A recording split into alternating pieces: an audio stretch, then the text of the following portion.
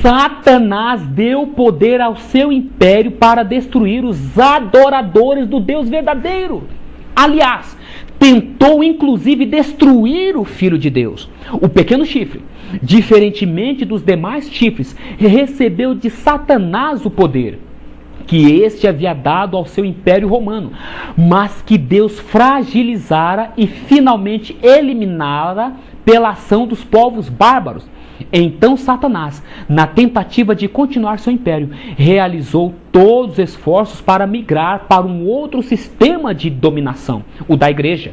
Ele se empenhou em transformar a própria igreja de Cristo na igreja dele, e conseguiu, restando com Cristo apenas um pequeno remanescente, pequeno, mas fiel. Professor Siqueberto, lição 7 da Escola Sabatina do 4º trimestre de 2004. O que nós temos aqui?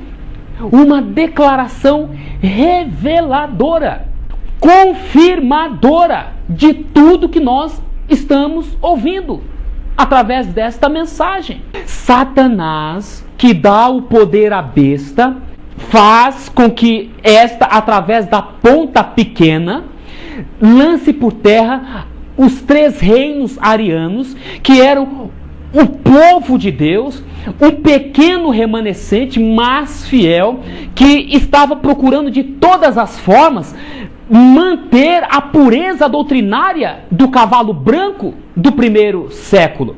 Satanás, ele através da ponta pequena vai procurar destruir os verdadeiros adoradores de Deus, conforme aqui a revelação do professor Siqueberto. Era um pequeno remanescente, mas era fiel. Fiel à palavra de Deus. Eles sabiam que a adoração verdadeira tinha que ver com a adoração ao Deus único. E por isso estavam resistindo, corromper a sua compreensão da verdadeira adoração e vindo então a aceitar uma adoração trina com a imposição de uma doutrina pagã. Nós vemos aqui, meus queridos, que a ponta pequena de fato se estabeleceu porque ela eliminou os cristãos fiéis que estavam se esforçando para impedir que o cristianismo fosse então assim paganizado. O adventismo e o arianismo. Os pioneiros eram arianos. Dentre os arianos ou semi-arianos notáveis encontram-se Tiago White, 1821-1881, José Bates, 1792-1872, J.H. Wagner, 1820-1889, Uriah Smith, 1832-1903 e E.J. Wagner, 1855 a 1916. A Trindade, CPB, página 16.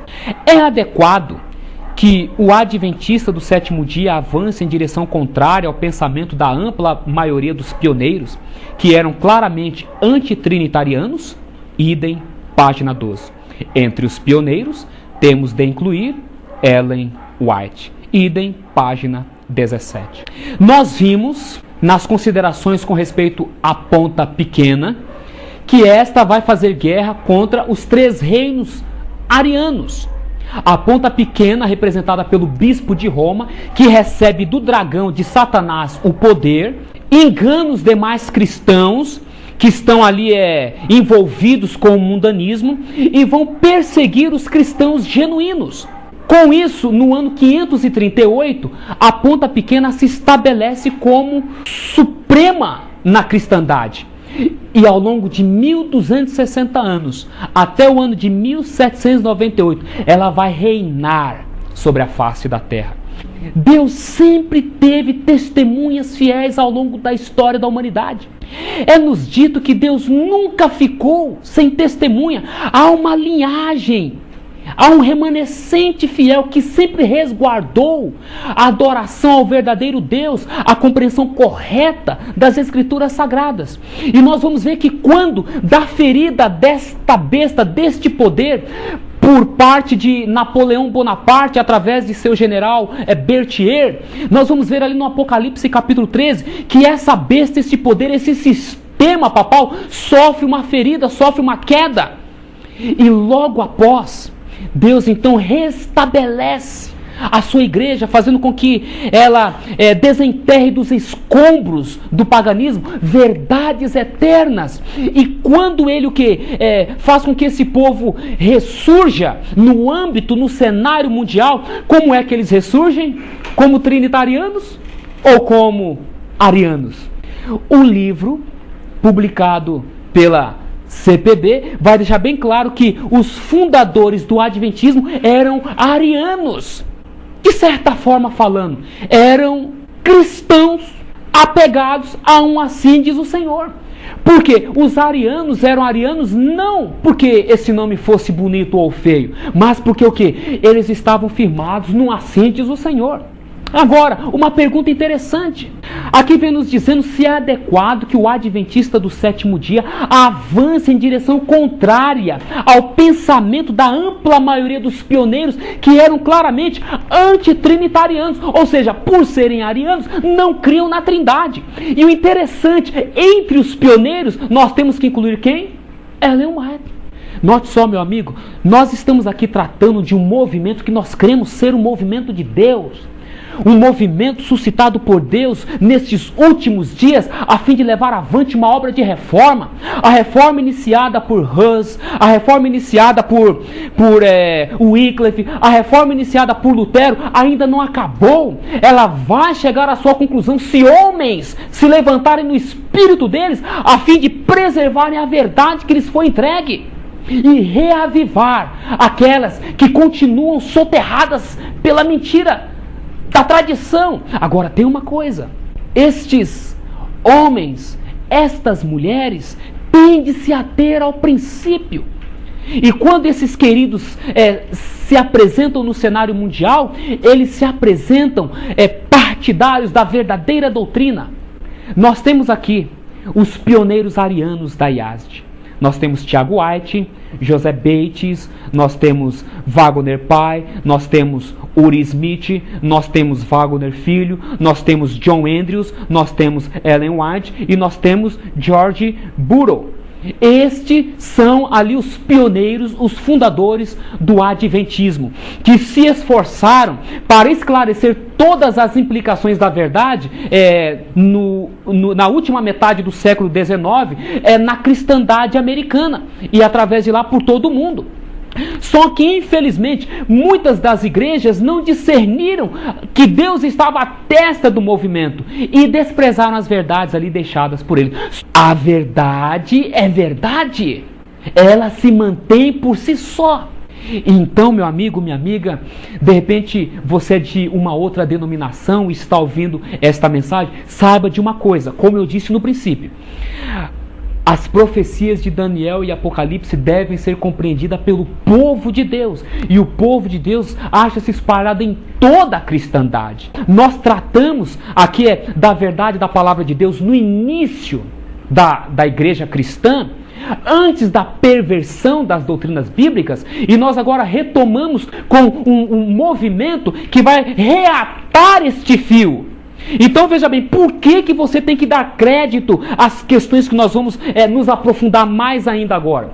Porque é uma reatação dos 3 reinos ou das 3 pontas que foram derrubadas pela ponta pequena. Então o que importa, que o que deve prevalecer aqui é o fio da verdade. Não é placa de igreja, nem pessoas. É a verdade. O que tem que importar para mim e para você neste momento é a verdade. Jones, certo Alexandre era bispo de Alexandria, Ário, 256-336. Era um presbítero encarregado de uma paróquia na mesma cidade. Alexandre tentava explicar a unidade da Santa Trindade. Ário divergia dos pontos de vista expostos por Alexandre. Um tipo de sínodo dos presbíteros da cidade foi convocado e a questão foi discutida. Ambas as partes declararam vitória e a controvérsia se espalhou. O que é que nós estamos vendo aí? Que Jones, um servo de Deus, né, usado pelo Espírito de Deus, recapitulando a história dos 3 chifres pequenos, vem contando em maiores detalhes essa questão. Vem nos mostrando que o quê? Que Alexandre, bispo de Alexandria, teve uma situação com Ário, que era ali um diácono da igreja local, e a questão foi em torno da Trindade. E a questão foi tão séria que o quê? Foi convocado um sínodo, ou seja, o concílio que nós já mencionamos anteriormente. A questão foi discutida e ambas as partes declararam o quê? Vitória, mas o quê? Aquilo apenas marcou o início da controvérsia. Então Alexandre convocou um concílio de 100 bispos, pela maioria dos quais os pontos de vista de Alexandre foram endossados. Nisso, Ário foi ordenado a abandonar suas próprias opiniões e a adotar as de Alexandre. Ário se recusou e Alexandre o excomungou, e a todos que com ele mantinham a mesma opinião, dos quais havia um número considerável de bispos e de outros clérigos e muitos do povo. A.T. Jones, As Duas Repúblicas, página 332, The Review and Herald Publishing Company, Battle Creek, Michigan. O que nós temos aqui? Alexandre tinha mais autoridade do que Ário. Alexandre era um bispo, Ário era apenas um diácono local, acabou excomungando ele, mas Ário não ficou sozinho, porque como nós vimos anteriormente, Eusébio apoiava Ário. E aqui Jones vem nos declarando que um número considerável de bispos e outros clérigos e muitos do povo ficou do lado de Ário. Ou seja, ficaram do lado da verdade. Alexandre, juntamente com Atanásio, estavam tentando ganhar o quê? Prestígio, pompa, poder, eram bispos, queriam se estabelecer. Estava ali Constantino, ou seja, o Império Romano estava se esfacelando, mas Satanás começa agora o quê? Usar alguns não convertidos ali na cristandade para transmitir o poder seu do Império Romano fragmentado e agora transformando no Império Papal. Então, olha ali, ó, a intercalação. Estão percebendo, meus queridos? Aqui é a explicação mais profunda. Base dupla do arianismo, Cristo gerado e sua divindade. Wagner. As Escrituras declaram que Cristo é o unigênito de Deus. Ele é gerado, não criado. Quando ele foi gerado, não nos compete indagar. Houve um tempo em que Cristo procedeu e veio de Deus, do seio do Pai. João 8,42, 1,18, E.J. Wagner, Cristo e sua justiça, página 13. O que nós temos aqui? Nós temos agora Wagner, um outro servo de Deus, colega, irmão de fé, companheiro de trabalho de Jones, dizendo que ele cria como Ário cria, segundo as Escrituras Sagradas, que Cristo foi gerado do Pai. Houve um tempo em que ele não existia. Por quê?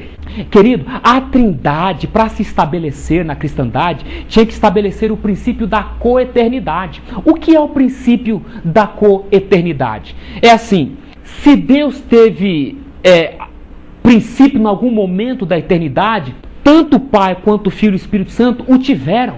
Ou seja, meus queridos, isso nega então o fato de que Cristo foi gerado de Deus. Porque são coeternos, são coiguais. Mas as Escrituras vêm deixando bem claro que Cristo foi gerado um dia na eternidade do Pai. Houve um tempo em que ele o quê? Não existia. Era este o pensamento dos arianos, dos 3 reinos ou 3 pontas pequenas, e era o pensamento o quê? Dos adventistas arianos primitivos.